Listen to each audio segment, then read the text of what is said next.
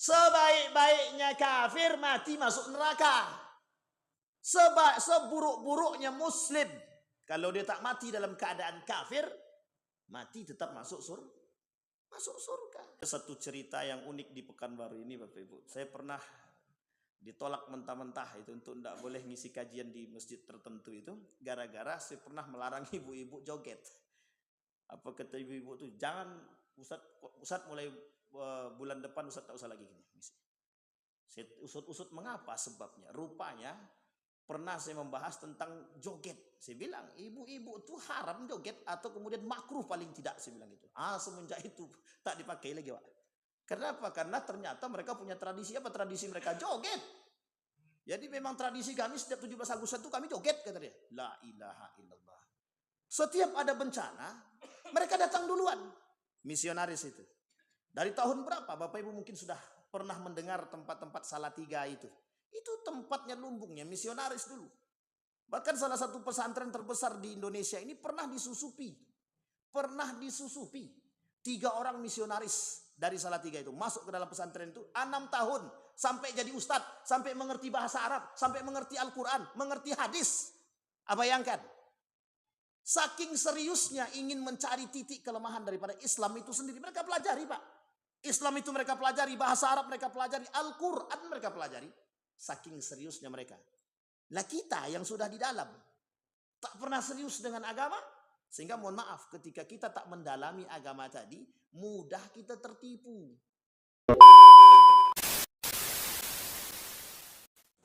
Assalamualaikum warahmatullahi wabarakatuh. Alhamdulillahi Rabbil Alamin. Alhamdulillahilladzi an'ama bi ni'matil iman wal islam bihima tatimmus salihat. Ashhadu an la ilaha illallah wahdahu la syarika lah.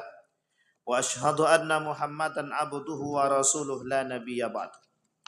Allahumma salli wa sallim wa barik ala hadzal nabiyil karim.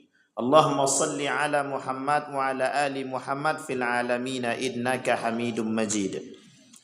Ya ayuhan nasu taqu rabbakumul ladzi khalaqakum min nafsin wahidah wa khalaqa minha zawjaha wa batha minhuma rijalan katsiran wa nisaa wattaqullaha alladzi tasaaluna bihi wal arham innallaha kana 'alaikum raqiba. Ya ayyuhalladzina amanu taqullaha wa qulu qawlan sadida yuslih lakum a'malakum wa yaghfir lakum dhunubakum wa may yuti'illaha wa rasulahu faqad faza fawzan 'azima. Bapak Ibu sekalian yang berbahagia, puji syukur kehadirat Allah atas limpahan rahmat dengan mengucapkan alhamdulillahirabbil alamin. Bersalawat kepada Nabi dengan mengucapkan Allahumma salli ala Muhammad wa ala ali Muhammad fil alamina innaka Hamidum Majid. Bapak Ibu sekalian yang berbahagia, mudah-mudahan di maghrib ini Allah limpahkan rahmat dan karunia-Nya. Allah berkahi, Allah jadikan rumah tangga yang sakinah mawaddah warahmah. Allah anugerahkan anak-anak yang saleh dan saleha yang selalu dalam ketaatan kepada Allah. Allah tetapkan hati kita, teguhkan keimanan kita dan istiqamah dalam kebaikan. Amin ya rabbal alamin. Allahumma faqihna fid din wa 'allimna ta'wil. Baik Bapak Ibu sekalian yang berbahagia, bagaimana kabarnya Bapak Ibu, sehat? Ibu-ibu sehat? Masih kuat? Insyaallah atau alhamdulillah ya. Baik, di maghrib ini kita akan mencoba sedikit mengkaji hal-hal yang terkait dengan keadaan kita hari ini. Kita akan melihat sedikit biar kita terbuka, mata kita terbuka, tapi kita tidak memvonis, tetapi kita melihat bagaimana seharusnya sikap seorang muslim. Baik, judul kita malam hari ini, loyalitas kepada orang kafir yang bisa membatalkan iman. Jadi bentuk-bentuk loyalitas kepada orang kafir yang bisa membatalkan iman. Artinya apa maksudnya loyalitas tadi? Kedekatan seorang muslim atau mukmin dengan orang-orang kafir. Jadi bagaimana agama menjaga? Bagaimana, apakah agama mengajarkan kepada kita? Apakah agama mengajarkan kepada kita muasyarah, bermuamalah dengan orang-orang yang berbeda agama dengan kita? Dan ini penting untuk kita pahami, biar kita tidak salah paham dalam mengambil sebuah tindakan dan keputusan. Baik, Bapak Ibu sekalian yang berbahagia, kata Nabi dalam hadisnya 3 perkara yang terdapat dalam diri seseorang itu. Kalau ada 3 perkara dalam diri seseorang tersebut, kata Nabi, wajada fihi halawatal iman, dia bisa mendapatkan, merasakan manisnya iman. Yang pertama, kata Nabi, orang-orang yang mendapatkan rasa manisnya iman tersebut, an yakunallah wa rasuluhu ahabba ilaihi mimma siwahuma. Orang-orang, barang siapa yang ketiganya itu ada pada diri mereka. Yang pertama, barang siapa yang Allah dan Rasulnya lebih mereka cintai.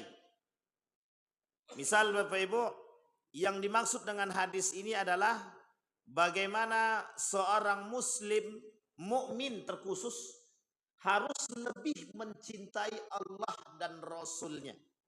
Harus lebih mencintai Allah dan Rasulnya ketimbang siapa?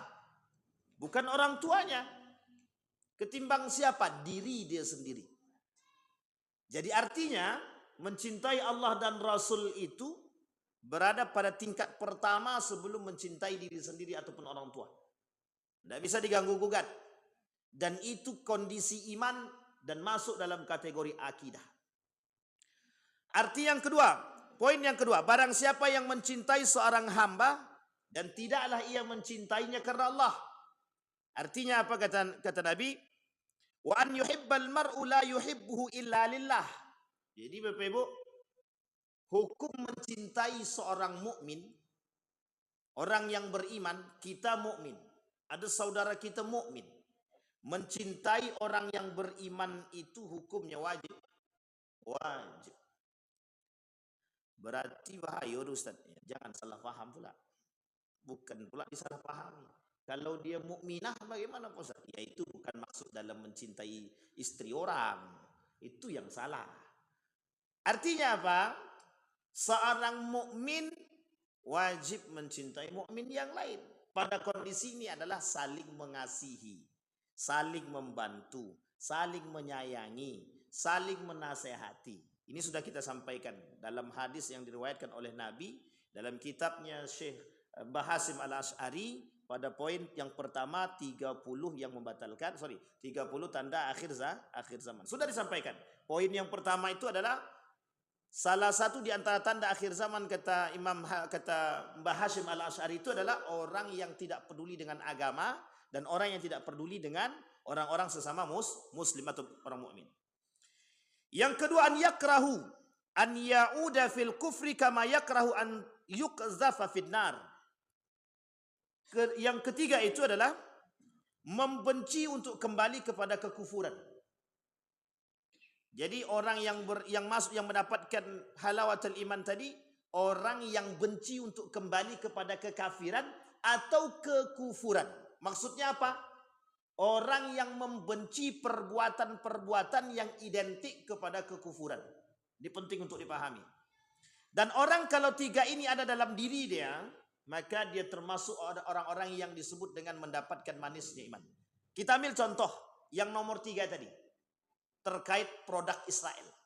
Jangan pernah berhenti Bapak Ibu hari ini, biar Bapak Ibu bosan sampai mau muntah sekalipun tak masalah. Jangan pernah berhenti memboikot produk Israel. Nanti kita sampaikan bagaimana kondisi loyalitas seorang muslim terhadap hal demikian. Itu penting untuk dipahami. Baik, sampai di sini paham Bapak Ibu? Baik. Artinya Bapak Ibu, pada hadis ini itu Nabi mengajak kepada kita menjadikan Allah dan Rasulnya nomor 1 yang kita cintai. Yang kedua yang harus kita cintai adalah orang yang beriman.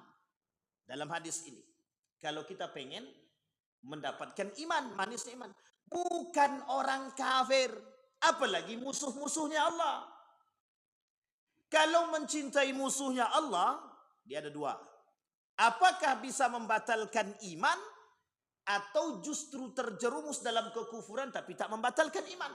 Nah, ini yang kemudian yang akan kita bahas. Bapak Ibu sekalian yang berbahagia, sekarang kita masuk bentuk-bentuk loyalitas seorang mukmin kepada orang kafir yang bisa membatalkan iman. Wa may yatawallahum faulaika humuz zalimun. Barang siapa yang berpaling daripada yang sudah Allah tentukan jalurnya, syariatnya, hukumnya, yang kemudian mereka berpaling dari jalan tersebut, maka sesungguhnya mereka orang zalim. Kata Allah dalam surah Al-Mumtahanah, barang siapa yang menjadikan mereka sebagai yatawallahum, tidak hanya berpaling. Kalau mereka menjadikan orang-orang kafir itu kawan mereka, kawan setia. Nih, Bapak Ibu, ini bahasanya Al-Quran, ini bukan bahasa saya. Barang siapa menjadikan mereka orang kafir sebagai kawan mereka, maka mereka itulah orang-orang yang zalim. Jadi jangan kemana-mana dulu fikirannya. Meskipun kasusnya sedang trending gitu, trending topik, tapi jangan dikait-kaitkan dulu. Nanti baru kita kaitkan. Wadzalika zulmu yakunu bihasbit tawalli. Itu kezaliman yang mereka lakukan adalah ketika mereka sedang berpaling dari orang beriman, tapi berkawan dari orang kepada orang yang tidak beriman. Berarti salah kalau kami berkawan sama orang tak beriman, Pak Ustaz, atau orang kafir. Berkawan itu tak salah. Yang dimaksud dalam hadis tersebut dan ayat tersebut orang yang merusak Islam. Dia non-muslim, dia kafir, tapi kekafirannya merusak kita. Disebut dengan kafir zimmi. Sampai sini paham? Maaf, kafir harbi. Dia orang kafir, tapi tujuan dia memang merusak kita. Yahudi itu kafir apa tidak? Tujuannya merusak kita apa tidak? Sama. Itu yang dimaksud. Karena hadis ini berkaitan pada dua, Nasrani dan Yahudi. Pada hakikatnya ayat itu begitu. Tetapi oleh para ulama yang lain, siapapun, agama manapun yang menyakiti umat muslim, yang memerang umat muslim, dan ada orang mukmin, orang muslim yang berkawan dengan mereka yang menyerang mukmin tersebut, maka sesungguhnya mereka sedang zalim. Zalim kepada siapa? Kepada Allah dan Rasulnya. Zalim kepada siapa? Kepada orang yang beriman. Dan mereka telah menyakiti hati-hati orang yang beriman. Baik, Bapak Ibu sekalian yang berbahagia. Contoh yang pertama, perbuatan atau bentuk loyalitas seorang yang beriman atau muslim yang berkawan dengan orang-orang kafir yang bisa membatalkan iman. Yang pertama, tinggal dan menetap di negeri kafir disertai ridho dengan agama kekafirannya. Ini agak ribet bahasanya, saya sampaikan begini. Yang dimaksud dengan poin pertama, tinggal menetap, ada orang-orang yang mohon maaf, orang beriman. Dia sekolah di sana karena sudah menikmati suasana di sana, dia tinggal di sana. Karena dia tinggal di sana, dia anggap negara yang di sana itu mana Bos? Di Eropa. Terserah ibu nak sebut mana, Amerika, Australia, Inggris dan lain sebagainya, terserah. Tinggal mereka di sana. Ketika mereka tinggal di sana, mereka berbaur dengan agama-agama yang di sana. Apa yang diangkat oleh agama-agama di sana? Agama-agama di Eropa itu, semua agama itu mengangkat dua hal. Satu, hak asasi manusia. Yang kedua, toleransi. Sampai sini paham ya Bapak Ibu? Artinya, negara-negara Eropa sedang membangun hak asasi manusia dan toleransi beragama. Sehingga mereka ingin menjadikan toleransi-toleransi beragama itu tertanam dalam diri setiap orang yang beriman terhadap agama mereka masing-masing. Oke Bapak Ibu, sampai di sini paham ya? Nah, ada orang mukmin muslim tinggal di sana. Mereka muslim, tapi mereka justru mohon maaf meridhoi agama mereka.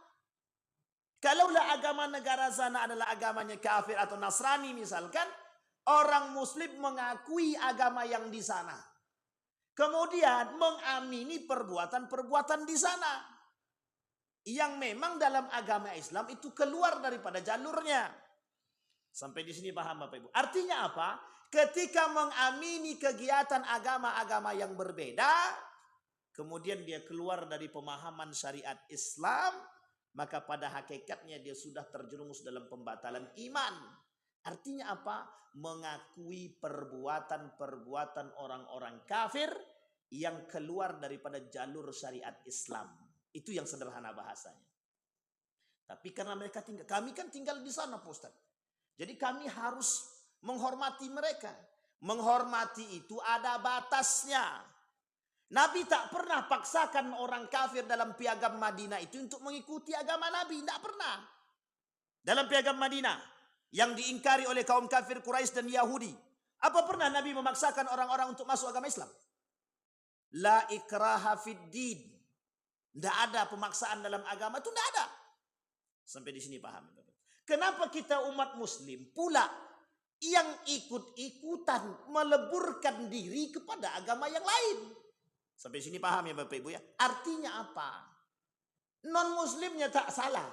Yang salah orang mukminnya yang ikut melebur kepada agama orang lain sehingga meridhoi perbuatan-perbuatan yang sesungguhnya tidak dilakukan oleh Islam. La yattakhidul mu'minina kafir awliya min dunil mu'minin wa man yaf'al dzalika falaysa minallahi fi syai'. Tidak boleh orang-orang mukmin menjadikan orang-orang kafir itu kawan setia. Bapak Ibu harus paham, ini kasusnya sudah lama. 2000 berapa itu? Pemilihan DKI, Gubernur DKI Jakarta. 2017. Dalam permasalahannya pada surat Al-Maidah ayat 51.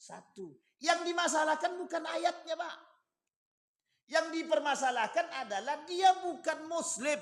Ngapain dia bicara ayat Al-Quran? Yang kedua permasalahannya pada kalimat aulia. Aulia itu oleh sebagian ulama tafsir mengatakan artinya pemimpin.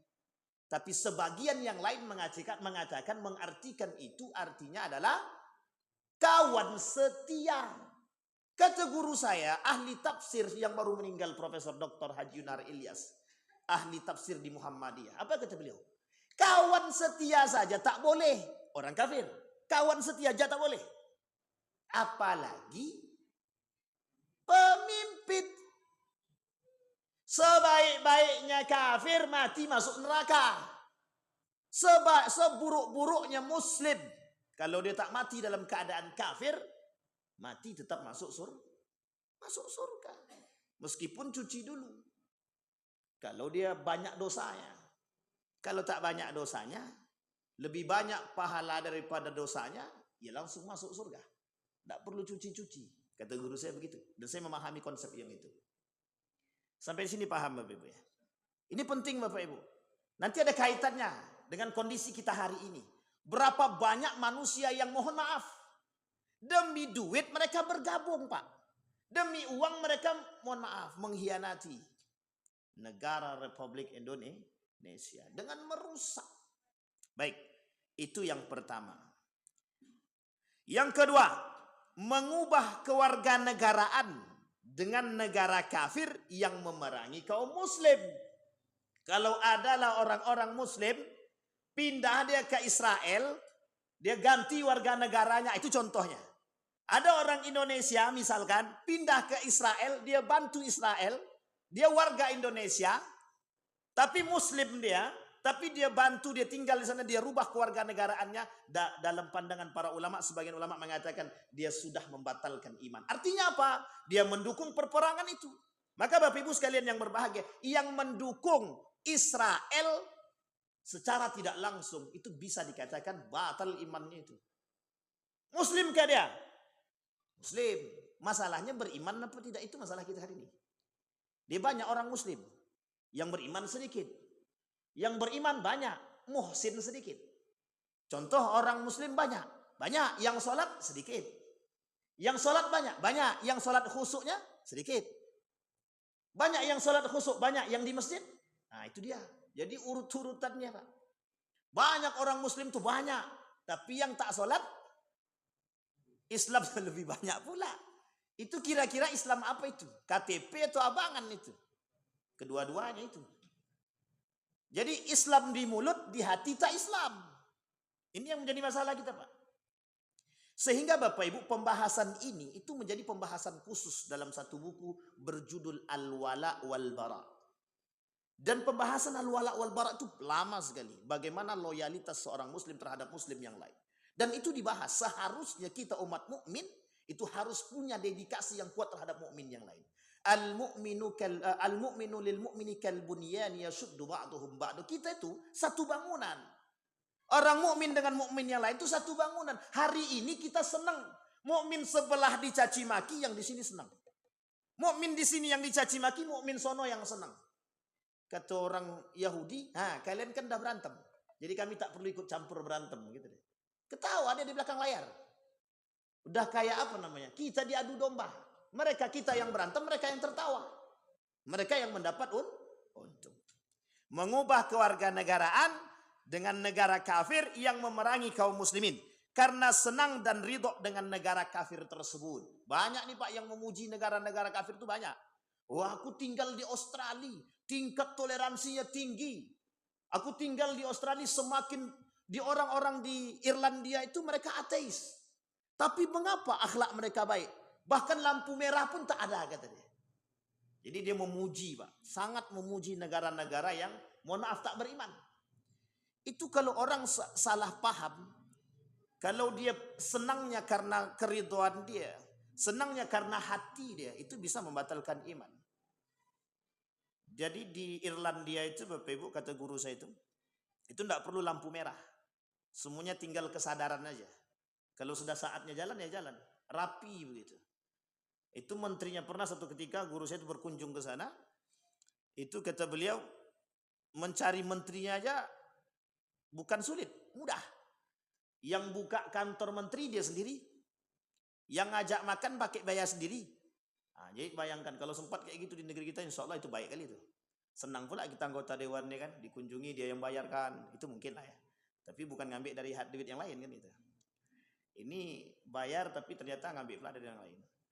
Ini yang kita takutkan. Sampai di sini paham ya Bapak Ibu, itu yang nomor 2. Itu bentuk atau perbuatan loyalitas orang-orang muslim kepada orang-orang kafir yang memusuhi kita. Ketiga, at-tasyabbuh, menyerupai orang kafir secara mutlak dan totalitas. Nah, ini dah banyak Bapak Ibu. Berpakaian jilbab itu tradisi Arab, kata mereka. Tapi kalau berpakaian tank top, itu baru. Tradisi siapa itu? Itu tidak punya tradisi, Bu. Itu tradisi petalangan. Jadi orang yang tidak pakai, orang-orang yang pakai celana pendek, orang-orang yang tank topan perempuan, muslim dia, itu seperti orang-orang yang tidak beradab. Jangan ada tersinggung. Ini tak boleh tersinggung. Karena memang begitu keadaannya. Dulu orang yang terhormat itu yang pakai kerudung. Kerajaan Romawi itu, untuk melihat wanita-wanitanya itu dari bangsawan, salah satu perbedaannya adalah kerudung. Meskipun hanya setengah kepala. Makanya tradisi jahiliyah itu sebenarnya, itu tradisi jahiliyah itu yang tak pakai baju itu. Itu tradisi jahiliyah. Hari ini orang tak pakai baju, kayak artis-artis tak pakai baju itu dianggap itu paling tenar dan paling modern itu. Padahal itu bukan modern, itulah yang paling jadul. Yang paling petalangan gitu maksudnya. Kenapa? Harusnya mereka sadar. Baju dibuat untuk dipakai, bukan untuk dibuang. Ini dipotong Bapak Ibu. Sehingga itu bukan tradisi jahiliyah lagi, jahiliyah banget itu. Itu udah kurang cerdas betul itu. Harusnya mereka sadar. Bayangkan dulu itu, satu kebanggaan bagi wanita-wanita bangsawan itu, berpakaian rapi, menutup sampai ke bawah, di bawah lutut. Dan kemudian mereka pakai kerudung meskipun setengah kepala. Dan itu menunjukkan kalau itu biasanya orang terhormat. Makanya Bapak Ibu jangan salah. Agama mengajarkan berjilbab itu bukan untuk dihina. Bukan untuk kemudian dicaci dan dimaki. Itu untuk menunjukkan betapa mulianya.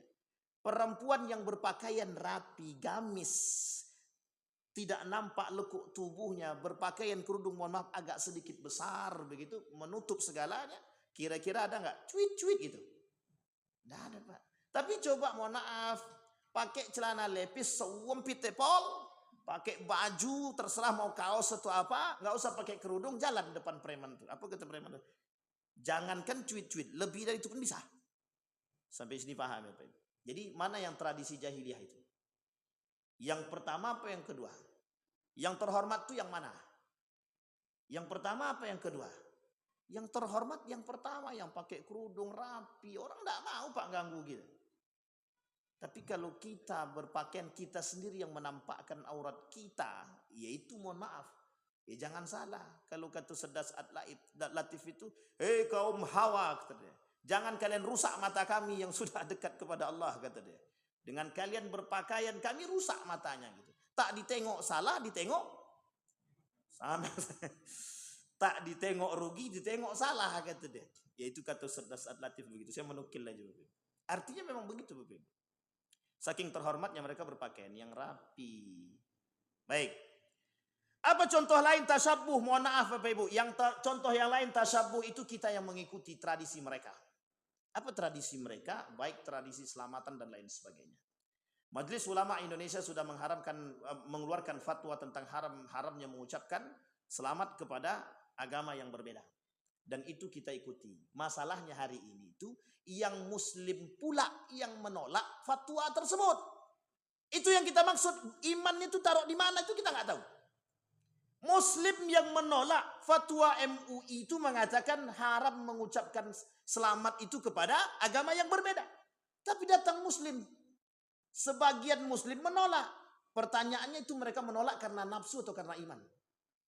Nafsu. Itu unsur politik. Bayangkan Bapak Ibu, mohon maaf, agama yang lain itu tidak pernah berharap Bapak Ibu mengucapkan itu, tidak pernah berharap dia. Mereka tahu, lakum dinukum waliyadin. Zaman Nabi begitu. Hari ini kau ikut agama kami, besok kami ikut agamamu. Tidak kata Nabi, lakum dinukum waliyadin. Hari ini tidak. Hari ini tidak. Kita disuruh ngikut agama mereka. Mereka disuruh ngikut agama kita. Nah, itu masalahnya hari ini tuh Pak.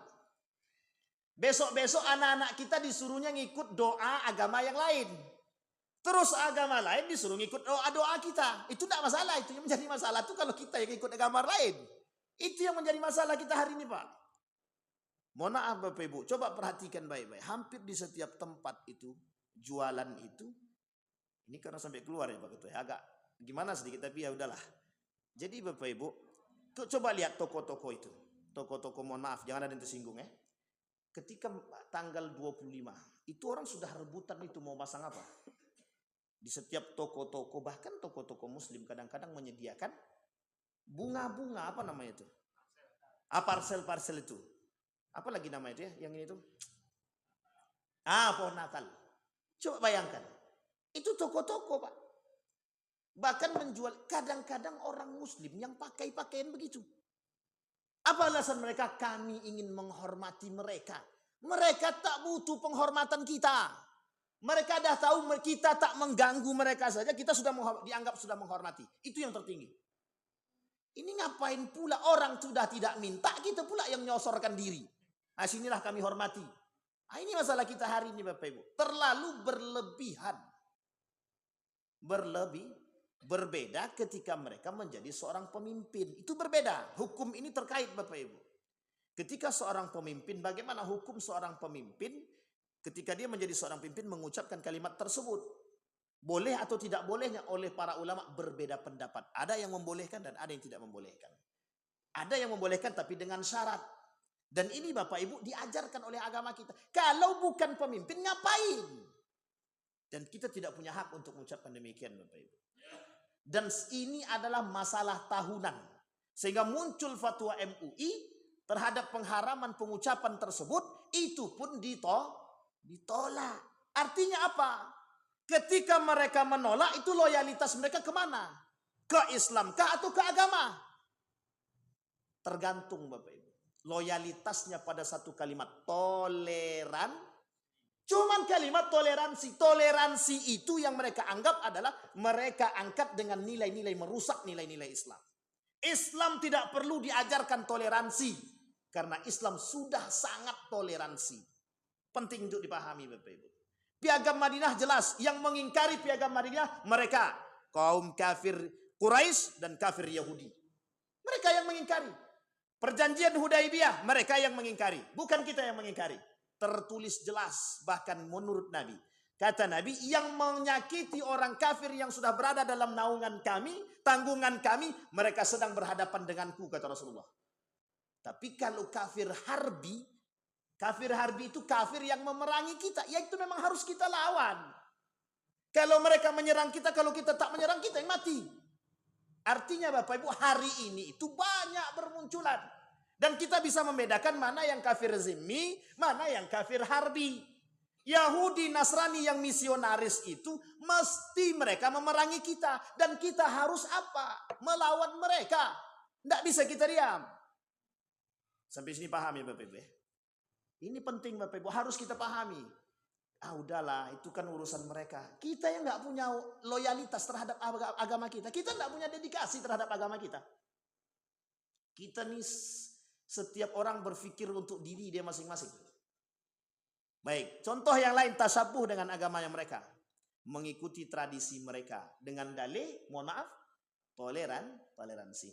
Aku barusan datang dari gereja. Ngapain ikut mereka? Aku tadi masuk ke dalam sana. Ngapain?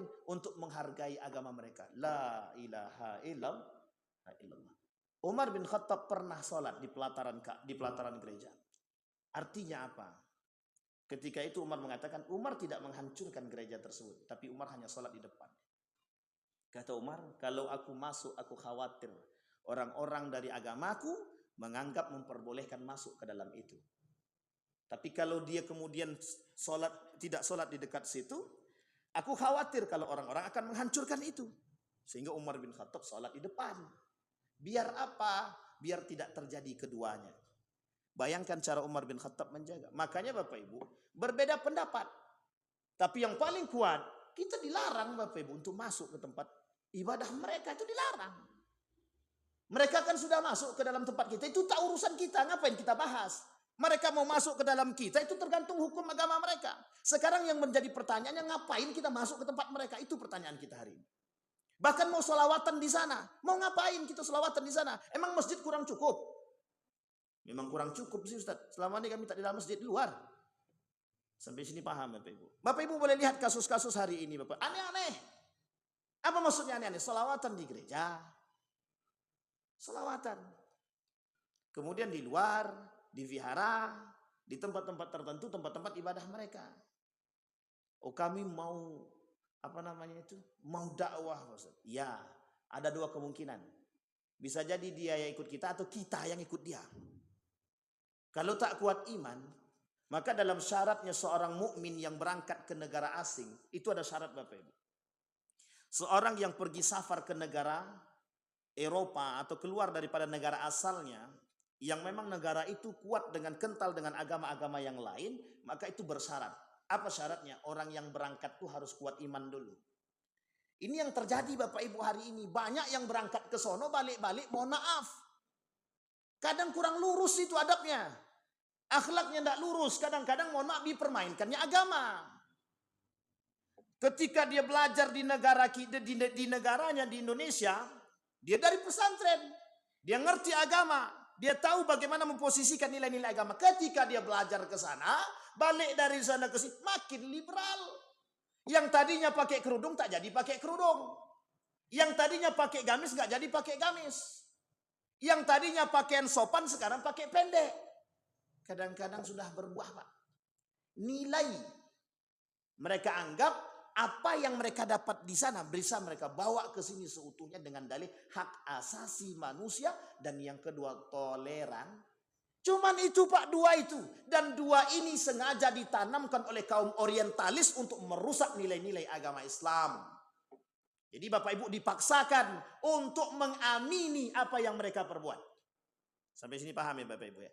Contohnya yang sudah kita amini hari ini Bapak Ibu, celana lepis.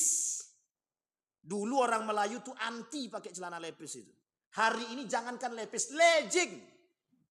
Bukan lepis lagi, legging. Itu pun leggingnya minta ampun tipisnya. Kalau bagi saya tak usah pakai baju lah. Sampai sini paham ya Bapak Ibu. Dan mohon maaf, ada yang mengkritik. Bagi kaum Adam ya enaklah menengok. Tapi mereka tidak punya malu. Tidak. Kenapa? Tren masa kini bosan. Oh iya juga. Itu yang merusak kita itu. Tren masa kini. Sampai di sini paham Bapak Ibu ya. Apa tasyabuh yang lain banyak? Minum khamar, judi, diskotik. Ada satu cerita yang unik di Pekanbaru ini Bapak Ibu. Saya pernah ditolak mentah-mentah itu untuk tidak boleh ngisi kajian di masjid tertentu itu. Gara-gara saya pernah melarang ibu-ibu joget. Apa kata ibu-ibu tuh, jangan Ustaz mulai bulan depan Ustaz tak usah lagi ngisi. Saya usut-usut mengapa sebabnya. Rupanya pernah saya membahas tentang joget. Saya bilang, ibu-ibu itu haram joget atau kemudian makruh paling tidak, saya bilang gitu. Semenjak itu tak dipakai lagi, Pak. Kenapa? Karena ternyata mereka punya tradisi apa? Tradisi mereka joget. Jadi memang tradisi kami setiap 17 Agustus itu kami joget, kata dia. La ilaha illallah. Itu kalau sempat nenek-nenek yang joget itu kita masih mikir, Pak. Kalau nenek-nenek mungkin orang mau lihat juga agak gimana gitu. Tapi yang kita kasihankan adalah dah nenek-nenek joget-joget, ntar lagi mau menghadap kubur masih bisa joget-joget. Itu kan kadang-kadang kita sudah apa bahasanya sudah senja gitu loh, tinggal menunggu waktu. Bayangkan yang saya maksud adalah betapa mereka mudah sekali menolak pemahaman-pemahaman tentang nilai-nilai agama. Bayangkan itu terjadi dan itu kita rasakan. Joget, apakah ada Islam menganjurkan perempuan joget? Jangan tersinggung ibu-ibu, bapak-bapak. Adakah Islam menganjurkan perempuan berjoget? Apalagi mohon maaf dengan pakaian sempit, memang berkerudung. Tapi kerudung likat ke leher begini, nampak sininya. Atau kerudung, mohon maaf, tidak menutupi auratnya. Tidak menutupi dadanya. Bapak ibu bayangkanlah, bapak-bapak tidak usah bayangkan, cukup ibu-ibu aja yang bayangkan. Artinya Bapak Ibu, itu bukan tradisi jahiliyah lagi. Artinya kita mau kemudian kita mengangkat nilai-nilai agama, mereka yang meruntuhkan nilai-nilai agama. Dengan dalihnya cuma satu Bapak Ibu. Hak-hak kami Ustaz, tep-tep kami. Yang nak joget kami, badan-badan kami. Iya juga. Tapi kan itu masalah kita hari ini Bapak Ibu. Apa pola pikir Pak? Bayangkan saking sulitnya kita untuk menegakkan nilai-nilai agama. Kalau kita bilang jangan joget, kolot Ustaz.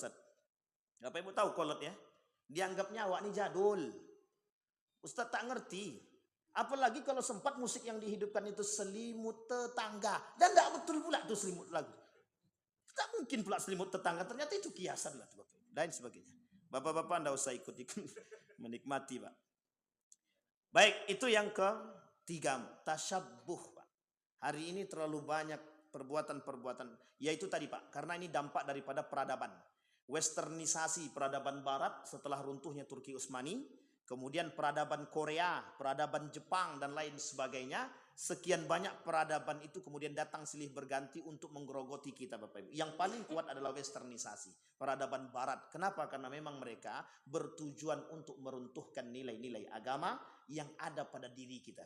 Tujuannya cuma untuk menanggalkan. Mereka mungkin tidak berharap lebih bahwa kita meninggalkan agama. Tapi mereka berharap kita meninggalkan nilai-nilai agama. Dan itu sudah nampak Bapak Ibu. Sudah nampak jelas di hadapan kita. Dan itu Bapak Ibu akan kembali kepada masanya yang disebut dengan tradisi jahiliyah. Jahiliyah dulu tak punya adab. Jahiliyah dulu tak punya akhlak. Bagi mereka budak itu ya budak. Tidak ada manusia tapi kalau budak ya budak. Budak itu bagi mereka disamakan dengan binatang. Itu yang mereka inginkan hari ini. Yang diinginkan oleh kaum Yahudi kepada kita itu bagaimana kita menjadi budak mereka. Dan mereka leluasa membangun satu yang disebut dengan Abrahamic religion. Agak gaul sedikit. Artinya apa? Agama Abraham. Agama Abraham itu dalam pandangan kaum Yahudi adalah agama dari bapaknya daripada sekian agama-agama yang lain. Termasuk Islam. Artinya kita dituntut untuk mengakui agama Abraham itu. Sampai kapanpun mereka terus akan memerangi kita. Maka hari ini Bapak Ibu, kalau Bapak Ibu berhenti memboikot produk Israel, berarti Bapak Ibu sedang menghidupkan kembali Israel. Kalau kita mau memboikot mereka terus-terusan sampai kapanpun, jangan pernah berhenti. Capek Pak Ustaz, sudah sakit lidah kami tak makan Dunkin Donat ya, McD, Starbucks, sedikit. Kopi di banyak, kopi hitam itu banyak. Nah, kalau kami zaman dulu itu ada namanya buah coklat. Nah, itu kan tinggal rebus saja, tumbuk itu jadi coklat tuh. Agak mirip kalau dengan kopi. Kalau enggak ambil arang tuh masukkan jos gitu kan. Air panas itu di Yogyakarta begitu Pak. Kopi hitam bunyinya jos. Ketika dimasukkan arang hitam tadi, ke dalam gelas tadi, berbunyilah dia jos, kata dia. Itu namanya kopi jos namanya. Rupanya yang diminum arang. Itu merusak semua, itu semua organ tubuh kita bisa rusak. Baik, yang keempat, menyerupai sebagian ciri khas mereka, namun dalam perkara yang menyebabkan keluar daripada agama. Apa maksudnya sebagian daripada ciri khas mereka yang kemudian condong bisa membuat keluar daripada agama Islam itu nilai-nilai agama, lebih tepatnya kepada akidah. Lebih tepatnya kepada akidah. Mohon maaf, maksudnya apa? Mempercayai Tuhan mereka. Jadi Bapak Ibu, ada konsep nanti di dalam perang pemikiran itu disebut dengan pluralisme. Arti pluralisme itu adalah kita ini Bapak Ibu, orang-orang Islam ini sedang diperangi dalam perang agama, perang pemikiran, perang peradaban, perang budaya, perang pendidikan dan lain sebagainya. Tapi bukan perang senjata. Tujuan mereka adalah agar kita ini mau mengakui agama-agama itu. Bukan mengakui keberadaannya. Di dalam undang-undang kan sudah diakui. Secara undang-undang kita memang harus mengakui keberadaannya. Yang menjadi masalah mengakui kebenaran agama-agama itu. Maka disebutlah konsep ini di dalam pelajaran perang pemikiran itu disebut dengan pluralisme. Kalau pluralisasi memang kita ini sekarang sedang plural. Plural itu artinya majmuk. Di dalam ini ada orang Jawa, ada Minang, ada Melayu, ada Batak, dan lain sebagainya. Itu namanya plural, Pak. Dan itu tidak dipermasalahkan oleh para ulama. Artinya ada agama Hindu, Buddha, dan lain sebagainya, Kongfucu, Islam, Bahai. Itu keberadaan agama yang tertulis secara undang-undang. Dan itu kita akui karena undang-undang yang mengakui. Pertanyaannya yang menjadi masalah oleh para ulama itu pluralisme. Ada ismenya di belakang. Apa maksudnya? Mengakui kebenaran agama-agama yang lain. Dengan dalih apa? Semua agama itu sama. Menyembah satu Tuhan. Hanya saja metodenya berbeda-beda. Jalan menuju satu Tuhan itu berbeda-beda. Kalau Bapak Ibu tidak punya akal yang sehat, maka tertipulah kita. Sampai sini paham Bapak Ibu? Sekalipun Tuhan kami 3, kata dia. Yang maksud kami itu 3 jadi 1. Itu tidak mungkin Pak, tidak mustahil, tidak ada begitu. Laqad kafara alladziina qalu innallaha tsalitsun tsalatsa, kata Allah. Orang yang sudah mengatakan Tuhan itu ada 3 kafir. Ini dalam agama kita Bapak Ibu. Dalam agama kita. Dan itu dibahas di dalam Al-Quran. Artinya apa Bapak Ibu? Kita dituntut untuk mengakui kebenaran agama yang lain. Dalam konteks ini disebut dengan pluralisme. Lain waktu kita bahas Bapak Ibu permasalahan pluralisme itu. Karena saking kentalnya Bapak Ibu. Maka Bapak Ibu ada pembohongan publik. Apa itu pembohongan publik itu? Ini kalau agak kasar sedikit tolong dihapus-hapus ya Pak ya. Tapi ini tak bisa dihapus nih Pak. Apa yang disebut dengan pembohongan publik tadi? Dalam penjajahan Belanda. Dalam penjajahan Belanda itu kita bukan dijajah rempah-rempah. Itu cuma bagian kecil Bapak Ibu dari tujuan mereka. Yang mereka jajah itu apa? Agama. Kedua baru emas. Ketiga baru rempah-rempah gitu tuh Pak. Sampai sini paham ya Bapak Ibu ya. Yang pertama itu gospel. Gospel itu apa? Tentang agama. Mau tidak mau kita harus ngikut agama mereka. Itu tujuan mereka. Sama Yahudi juga begitu. Misionaris juga begitu. Tujuan mereka memang itu. Agar kita pindah agama. Kalau cuman karena mohon maaf, karena masalah akhlak, mereka tak akan mungkin memaksa orang lain untuk masuk ke agama mereka. Ini kami kasih 1 kardus mie goreng. Orang yang sudah terdampak bencana kemudian dipaksakan untuk masuk ke agama yang lain, kira-kira berakhlak apa beradab? Tidak dua-duanya. Sampai sini Pak. Kalau cuma permasalahan sosial mereka tidak akan paksakan. Tapi karena ini masalahnya urusan agama, maka mereka tetap memaksa. Kalau kau mau masuk agama kami, kami kasih. Kalau kau tak mau masuk agama kami, ya sudah lapar sajalah. Sampai sini paham Bapak Ibu. Dan ini sudah terjadi. Ammar bin Yasir, bukan begitu? Iya. Sampai dibunuh kedua orang tuanya. Akhirnya daripada dia mati, dia kata saya keluar daripada Islam. Dia ketemu dengan baginda Nabi, dilepaskan Ammar bin Yasir, ini ketemu dengan Nabi, dan Nabi kemudian mendiamkan 3 hari. Tapi kemudian Allah kemudian memberi teguran kepada baginda Nabi. Artinya apa yang dilakukan oleh Ammar bin Yasir tersebut tidak salah. Kenapa dia mempertaruhkan nyawa dia? Daripada dia mati kemudian tidak bisa kembali kepada Islam yang hakiki, maka ditakutkan. Artinya jangan sampai mati konyol lah, itulah bahasanya, Pak. Sampai di sini paham Bapak Ibu. Tapi sekarang bukan begitu. Mereka menyusupi dengan hal demikian. Setiap ada bencana, mereka datang duluan. Misionaris itu. Dari tahun berapa Bapak Ibu mungkin sudah pernah mendengar tempat-tempat Salatiga itu. Itu tempatnya lumbungnya misionaris dulu. Bahkan salah satu pesantren terbesar di Indonesia ini pernah disusupi. 3 orang misionaris dari Salatiga itu masuk ke dalam pesantren itu 6 tahun sampai jadi ustadz, sampai mengerti bahasa Arab, sampai mengerti Al-Quran, mengerti hadis. Bayangkan, saking seriusnya ingin mencari titik kelemahan daripada Islam itu sendiri, mereka pelajari Pak. Islam itu mereka pelajari, bahasa Arab mereka pelajari, Al-Quran mereka pelajari. Saking seriusnya mereka. Lah kita yang sudah di dalam tak pernah serius dengan agama, sehingga mohon maaf ketika kita tak mendalami agama tadi, mudah kita tertipu dengan peran-peran mereka. Itu tadilah sampai berani kita mengatakan Anda ada yang penting yang masalah agama itu kan masalah pribadi masing-masing Pak Ustaz. Taat tak taat kami itu kan urusan kami. Tidak bisa begitu Bapak Ibu. Urusan agama itu adalah saling menasehati. Hukumnya saling menasehati antara satu dengan yang lain itu hukumnya wajib. Kalau saya salah Bapak Ibu wajib menasehati saya, wajib. Bukan sunnah, wajib. Kalau tahu Bapak Ibu benarnya. Tapi kalau Bapak Ibu salah juga, kemudian saya ingatkan saya yang salah, makin jadi salah Wak. Tidak ada dapat benarnya. Sampai di sini paham Bapak Ibu. Nah, ini penting Bapak Ibu untuk kita pahami. Baik, yang kelima, terakhir. Menyerukan bahwa semua agama itu sama benarnya. Ini tadi saya sampaikan. Menyerukan semua agama itu sama. Nah, inilah Bapak Ibu tujuan daripada kaum orientalis. Masalahnya hari ini Bapak Ibu, yang belajar ke sana itu orang-orang muslim. Anak-anak bangsa kita. Kita tak salahkan mereka belajar ke sana.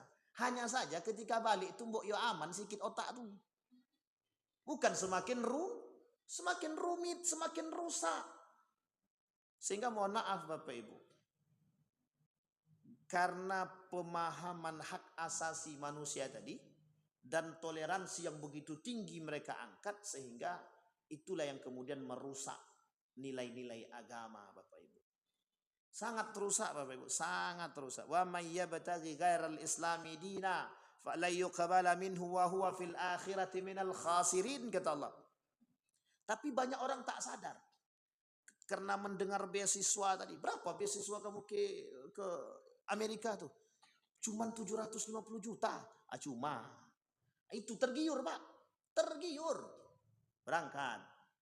Balik-balik yang tadinya mohon maaf, rajin sholat, tak jadi rajin sholat lagi. Yang tadinya rajin sholat tahajud, jangankan tahajud 5 waktu aja bolong. Ini yang kita takutkan Bapak Ibu. Artinya apa? Pengaruh bagi orang. Kita tak salahkan siapapun yang ingin berangkat ke sana, silahkan Bapak Ibu, silahkan. Dalam konteks belajar, silahkan.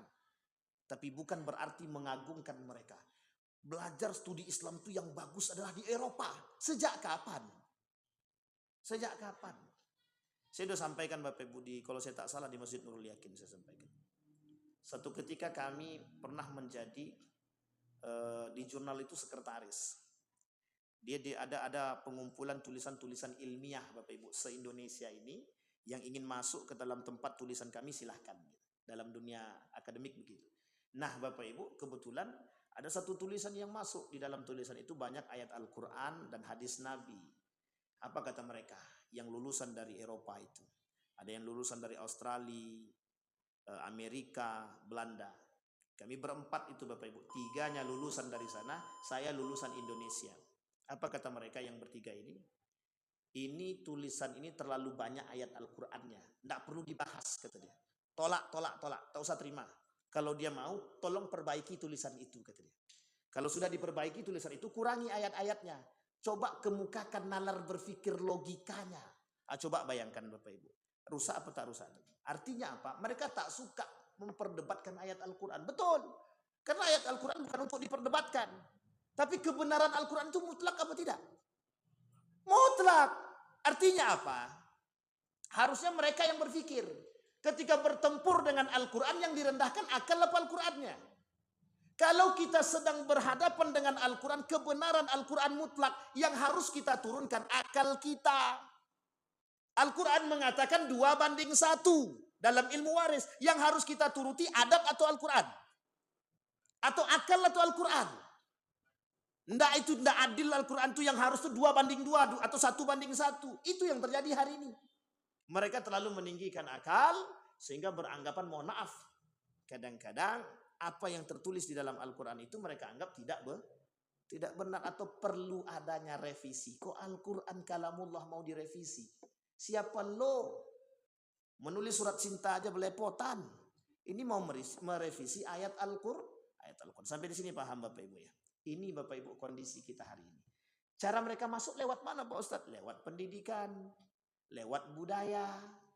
Hari ini budaya kita begitu Pak Ustadz? Iya. Boleh Bapak Ibu tengok. Sekarang itu budaya-budaya kita sudah mengikuti budaya-budaya mereka. Yang bawa siapa? Public figure kita Bapak Ibu. Entah itu artis, entah itu orang-orang yang selalu ke sana, kemudian balik mereka adopsi budaya-budaya tersebut, yang pernah tinggal di sana kemudian kembali, dan lain sebagainya. Sehingga mohon maaf Bapak Ibu, kita sudah tertipu. Dan kita mengamini tradisi tersebut. Artinya apa? Di mana bentuk pengaminannya? Kita tak banyak protes. Terhadap apa? Terhadap mohon maaf nilai-nilai agama yang sudah runtuh. Apa contohnya? Contohnya nilai-nilai agama yang sudah runtuh tadi, masalah pakaian. Apalagi masalah salam, apalagi masalah pengucapan, apalagi dan lain sebagainya Bapak Ibu. Banyak hal yang terjadi yang kita tak berani protes. Betul enggak sih dalam Islam begini? Cari tahu dulu. Kalau kita tahu kebenarannya kan kita bisa memperhatikan. Kita bisa membenarkan yang salah. Dan bukan malah ikut. Nah hari ini kita banyaknya mengikut, bukan mengkritik. Kita ambil contoh yang tadi. Orang minum khamar aja kita tak berani negur. Takut. Dengan dalih adalah yaitu hak-haknya dia, nak dia minum khamar atau tidak kan tak urusan kami. Iya betul. Perhatian kita terhadap sesama berkurang. Perhatian kita terhadap nilai agama berkurang. Padahal kita dianjurkan oleh agama, bahkan ditekankan untuk bisa selalu istiqamah dalam memberikan kebaikan kepada siapapun, termasuk mereka yang tadi kita sampaikan. Apa maksudnya? Memberikan nasihat kepada saudara kita yang beriman adalah bentuk daripada keimanan. Artinya kita cinta kepada mereka karena apa? Karena Allah. Kalau kita cinta kepada mereka karena Allah, berarti sudah bisa kita mendapatkan manisnya iman. Kalau kita tak peduli sama saudara kita, berarti belum ada wala. Dalam hati kita belum ada wala. Dalam diri kita belum ada iman yang kuat, belum ada. Sehingga Bapak Ibu belum bisa kita dikatakan bisa mendapatkan manisnya iman. Apalagi Bapak Ibu mohon maaf. Kalaulah hari ini kita itu dituntut untuk tidak cinta kepada Nabi dan keluarganya. Padahal hadis tadi mengatakan cinta kepada Allah dan Rasulnya jauh lebih cinta kepada diri sendiri. Artinya kalau seandainya hari ini terjadi adalah penggerogotan Bapak Ibu. Kita dipaksa untuk tidak mencintai Nabi dan keluarganya dengan berbagai macam cara. Pemalsuan nasab lah, tes DNA lah, dan lain sebagainya. Lantak. Terserah. Mau sampai kapanpun mereka. Yang benar tetap benar, yang salah tetap salah. Sampai di sini pahami Bapak Ibu. Nah, ini yang harus kita pahami Bapak Ibu. Dan yang terakhir sebelum saya tutup. Ini ada kaitannya loyalitas kita terhadap orang-orang kafir tadi Bapak Ibu. Ingin saya sampaikan Bapak Ibu bahwa kasus yang 5 orang itu bagian daripada permasalahan al-wala wal bara. Artinya apa? Mereka lebih loyal kepada negara Israel ketimbang loyal kepada orang-orang yang beriman. Artinya kecintaan mereka terhadap orang-orang yang beriman itu tidak ada. Artinya apa? Mereka sedang menyakiti hati-hati orang beriman. Mohon maaf, kalau itu yang mereka bangun, itulah yang disebut dengan kemunafikan. Sampai sini paham Bapak Ibu? Lain waktu kita bahas Bapak Ibu insyaAllah. Ini kalau tak dihapus habis waktu kita. Saya kira itu saja, mudah-mudahan bermanfaat bagi kita semua Bapak Ibu. Fa'tabiru ya ulil absar la'allakum tuflihun. Assalamualaikum warahmatullahi wabarakatuh.